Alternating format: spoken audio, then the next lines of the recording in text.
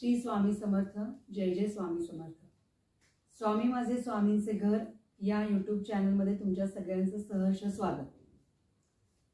आपल्या महाराजांची एक अगाध लीला जी महाराजांनी माझ्या बाबतीत केली ती खरंच आज तुम्हाला मुद्दाम सांगावीशी वाटली म्हणून मी तुमच्याशी बोलतेय. ती अगाध लीला आहे ते सध्या तुम्ही जे गुरुस्थवन ऐकताय आनंदनाथ महाराजांचं त्यांच्या संदर्भातली.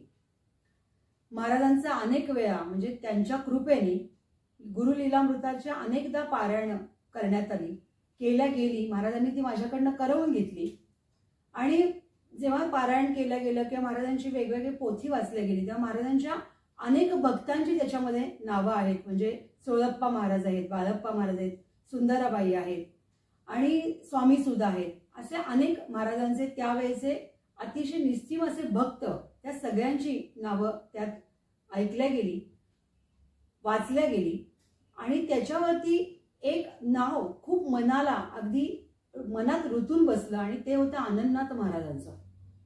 हे आनंदनाथ महाराज कुठे होते, ते कुठे राहत होते, त्यांचं गाव कुठलं होतं, ते महाराजांपर्यंत कसे आले, अशा अनेक विचारांमध्ये त्यांचा त्या सगळ्या गोष्टींचा शोध घेण्याचा प्रयत्न केला आणि अनेक ठिकाणी वाचनामध्ये आनंदनाथ महाराजांच्या अनेक कथा वाचनात आल्या आणि एक वेगळीच ओढ आनंदनाथ महाराजांच्या त्या गोष्टीबद्दल त्यांच्याबद्दल एक वाटायला लागली. त्याचं मुख्य कारण असं होतं की महाराजांनी त्यांना आत्मलिंग काढून दिलं होतं. म्हणजे महाराजांचा जो म्हणजे ज्याला थुंकी महाराजांनी आपल्या घशातनं त्यांच्या हातावर दिली होती, त्याच्यामध्ये ज्या पादुका आहेत त्या पादुका वेंगुर्ल्यामध्ये त्यांची जिथे समाधी आहे आनंदनाथ महाराजांची तिथे त्या बघायला मिळतात.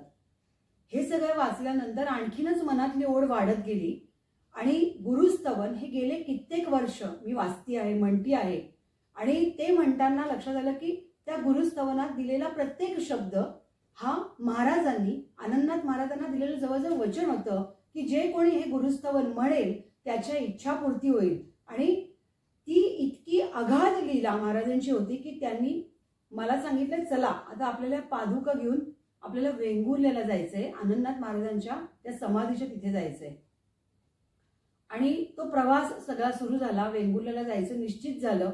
मध्ये जाता जाता कोल्हापूर येतं. कोल्हापूरला दरवर्षी आपल्या पादुका लक्ष्मी मातेच्या मंदिरात जातात. तिथे अंबाबाईच्या मंदिरामध्ये त्याचं पूजन होतं आणि मग पुढे आम्ही कोकणातला तो प्रवास सुरू केला. अतिशय ओढ लागली होती आनंदनाथ महाराजांच्या त्या तिथे जाण्याची आणि त्यांनी सांगितलं तिथे की बाबा तुम्हाला 12च्या आतमध्ये आलात तरच तुम्ही त्या आत्मलिंगांचं दर्शन घेऊ शकणार आहात. ही सगळी ओढ होती. आम्ही तिथे जाऊन पोहोचलो. तिथल्या ताईंनी त्या आत्मलिंग जे आहेत त्याचं दर्शन दिलं आणि प्रचंड आनंद, मनाला इतका आनंद वाटत होता. त्या आपल्या इथल्या प्रासादिक पादुका महाराजांच्या त्या ठिकाणी त्या मठामध्ये ठेवल्या आणि महाराजांचं परत एकदा गुरुस्थवन तिथे खूप मोठ्याने म्हणलं.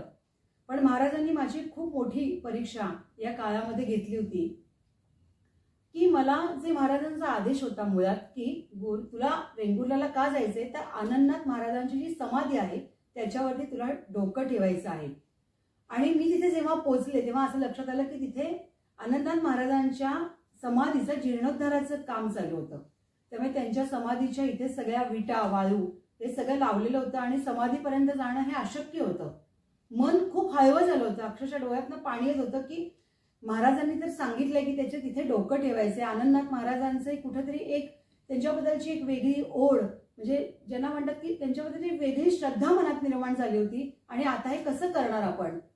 आणि जेव्हा ते आत्मलिंग बघितलं, महाराजांच्या आपल्याकडच्या प्रासादिक पादुका त्यांच्या मठात ठेवल्या, गुरुस्तवन मोठ्याने म्हणलं आणि हे सगळं झाल्यानंतर नमस्कार केला आणि तिथल्या मठामध्ये महाराजांना म्हणलं की महाराज तुम्ही मला सांगितलं होतं की तुम्ही या समाधीला डोकं टेकवायचंय पण इथे कुठेच काही दिसत नाहीये, कसं जायचं तिथे. आणि महाराजांची लीला अगाध म्हणजे खरंच अगाध आहे. जेव्हा मी त्या मठातनं बाहेर आले आणि समाधीकडे आनंदनाथ महाराजांच्या समाधीकडे लक्ष गेलं त्यावेळेस महाराजांनी तिथल्या त्या विटा वाळू हे सगळं बाजूला केलं होतं आणि जणू काही सांगत होते आता तू जा आणि आनंदनाथ महाराजांच्या समाधीवर तू डोकं ठेव. आणि मी तिथे गेले आणि आनंदनाथ महाराजांना अक्षरशः तिथे त्यांच्या समाधीवर डोकं ठेवलं. इतका मनाला समाधान आणि आनंद वाटलं की ज्या महाराजांचे लाडके म्हणा किंवा ज्यांच्या शब्दांना, ज्यांच्या सरस्वतीला, ज्यांच्या तोंडातनं येणाऱ्या सगळ्या ओव्यांसाठी महाराजांनी आशीर्वचन दिलं होतं ते आनंदनाथ महाराज. आणि त्यांचं दर्शन घेण्याचा आपला हा योग म्हणजे काहीतरी आपल्या पदरी क्षणमात्र पुण्याही असेल म्हणून आपल्याला हे करायला मिळालं. आणि माहिती नाही त्यावेळेस काय न्यायचं हे लक्षात येत नव्हतं. आणि पुण्यावरनं जाताना जवळजवळ एक 2-3 किलो तूप मी नेलं होतं की आपण काय द्यावं, आपण देणारे कोण आणि ते घेणारे कोण किंवा त्यांनी कसा आदेश द्यावा हे आपल्या हातात काही नसतं. पण त्या दिवशी त्यांनी मला तूप न्यायला सांगितलं होतं आणि मी ते तूप तिथे आणलं होतं. आणि दुसऱ्या दिवशी त्यांचा तिथे जीर्णोद्धाराचा एक कार्यक्रम होता, तिथे याग होणार होता आणि त्या यागाची सगळी तयारी झाली होती आणि तुपासाठी ते काम त्यांचं राहिलं होतं. आणि मी त्यांना ताईंना म्हटलं, ताई मी तूप आणलेलं आहे. ते म्हणले, अरे वा, महाराजांनी जवळजवळ तुझ्याकडनं तूपच मागवलं असावं. आणि त्या तुपाच्या निमित्ताने, देण्याच्या निमित्ताने मी त्यांना म्हणले 1 चमचा जरी तुम्ही त्या यागामध्ये हे तूप घातलं तरी मला खूप आनंद होईल. ते म्हणले नाही, फक्त तुला तूप इथे ठेव. अशा आदेशासाठीच महाराजांनी कदाचित तिथे बोलवलं असेल. आणि परत एकदा आनंदनाथ महाराज, आपले स्वामी समर्थ महाराज आणि माझं वेगळंच नातं दृढ झालं. आणि गुरुस्तवन म्हणजे किती महत्त्वपूर्ण ते आहे याचं महत्त्व मला आणखीनच जास्त जाणवलं. आणि पुन्हा पुन्हा आपल्या या चॅनलवरती अनेकदा आपण गुरुस्तवन ऐकवत असतो आणि तुम्हीही अवश्य ते ऐका.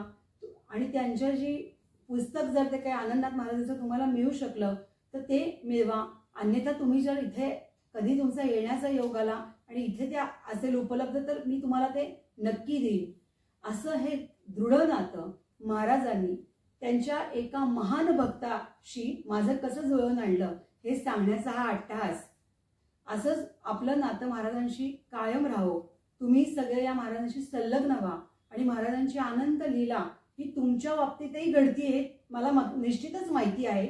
कारण इथे येणारा प्रत्येक जण हा आनंदी होऊन त्यांचा प्रश्न सोडवला गेला आहे, त्यांच्या जो काही आयुष्यामध्ये काही अडचणी येत आहेत ते दूर होत आहेत हे जेव्हा आनंदाने सांगतात तेव्हा माझा विश्वास असतो की महाराजांची लीला त्यांच्याही घरापर्यंत पोहोचली आहे. त्यांनी महाराजांशी त्यांचं नातं आपोआपच महाराजांनीच त्यांचं दृढ करून टाकलेलं आहे.